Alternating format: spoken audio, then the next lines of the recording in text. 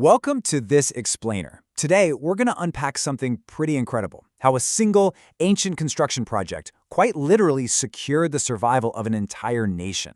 We're diving into the book of Ezra to explore the absolute historical necessity of Zerubbabel's temple.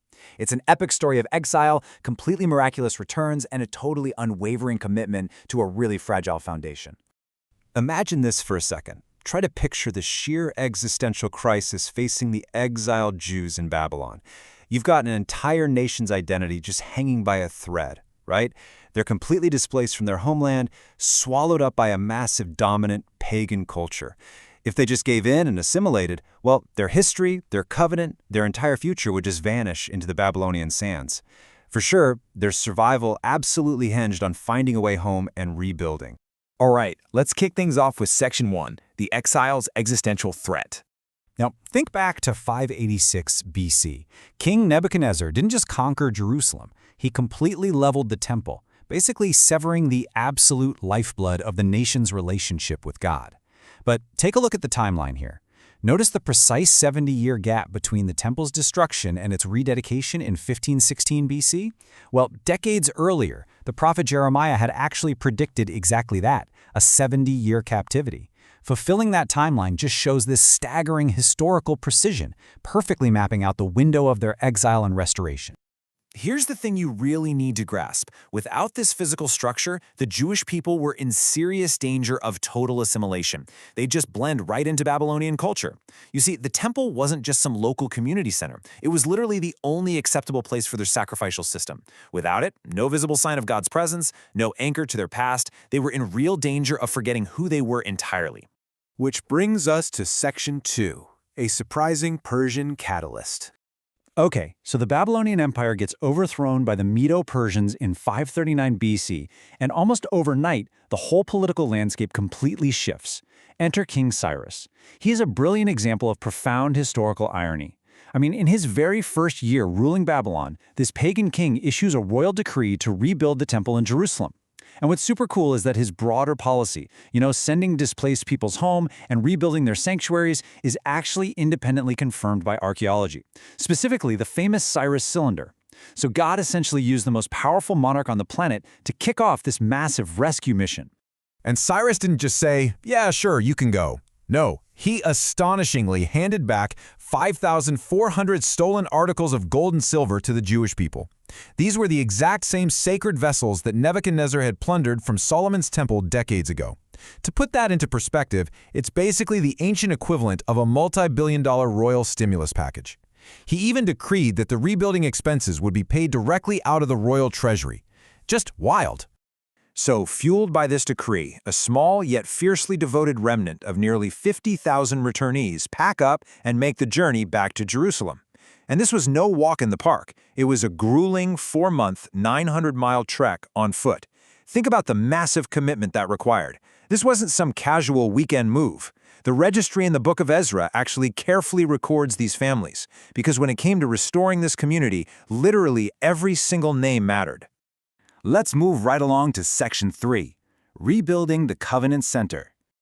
All right, so they finally make it back to a homeland that is just desolate, but they know exactly what their most critical task is.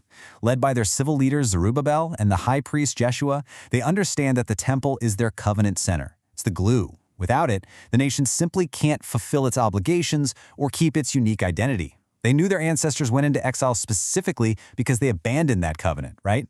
So this new generation, they were dead set on getting it right. They actually reinstituted the daily sacrifices before the temple walls were even up, which just shows this desperate, passionate return to their covenant with God. Then we hit the year 536 BC, and it brings this deeply bittersweet moment to Jerusalem. When the builders finally laid the foundation, it was just an explosion of emotion. The priests and Levites are singing, praising God, and the younger generation is absolutely losing their minds with joy. But right next to them, the older men, the ones who actually remembered the sheer massive glory of Solomon's original temple, they were weeping loudly. So you have this overwhelming sound of joyful shouting completely tangled up with bitter crying, to the point where people watching couldn't even tell the difference between the two sounds. But of course, it wasn't all celebrations. Let's look at Section 4, overcoming decades of opposition. Yeah, that emotional high, it crashed into a brick wall of harsh reality pretty fast. Surrounding adversaries stalled the construction for decades. They used this highly calculated three-step strategy to take the builders down. First, they tried to infiltrate. They offered fake help, claiming they worshiped the same God. Well, Zerubbabel fought right through that and immediately shut it down to keep the work pure.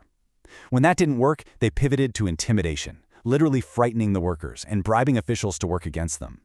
And finally, they used legislation, writing these letters to Persian kings full of false accusations, basically claiming the Jews were planning a massive rebellion. And sadly, it worked. 16 long years. That is how long this monumental project sat completely frozen. You can see it right here. All that external pressure worked, but worse, it bred this deep internal spiritual lethargy. The people actually started building up their own fancy paneled houses while the house of God just sat there in ruins. Honestly, it took the fiery preaching of the prophets Haggai and Zechariah in 520 BC to finally wake everyone up, reignite their courage, and get the hammers swinging again. Now this is honestly my favorite part. Talk about a plan totally backfiring. A local Persian governor named Tatnai sees the construction starting up again, and he immediately writes to King Darius trying to shut the whole thing down. He's like, did Cyrus really give them permission for this? So, Darius actually goes and checks the historical archives in Ecbatana, finds the original decree, and basically tells Tatnai to back way off. But wait, it gets better. Darius orders Tatnai to use his own local tax revenues to pay for the complete construction costs and provide the daily animals for their sacrifices. Just incredible.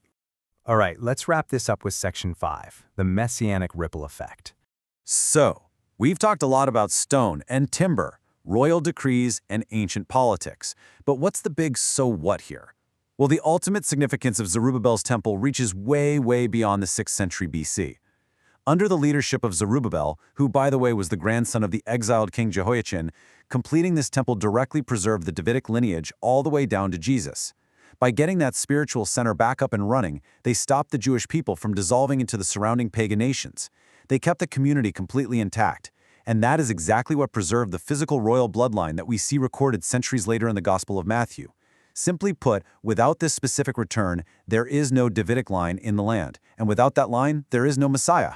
So your biggest takeaway today should be this. If that temple project had failed, the royal bloodline and the entire covenant community would have just perished right there in Babylon. All those ancient promises made to David about an eternal throne? Severed. Gone. That relatively small structure, built by a tired, scared remnant of exiles, was quite literally the exact instrument God used to secure the future of humanity. Which leaves us with this final thought.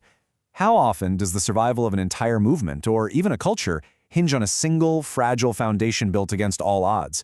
I mean, that group of 50,000 returnees probably felt like a tiny drop in a massive Persian bucket. Yet their commitment to a seemingly impossible task literally laid the groundwork for history's greatest chapters. Thanks so much for joining me on this explainer, and keep your eyes peeled for those pivotal, foundational moments in history.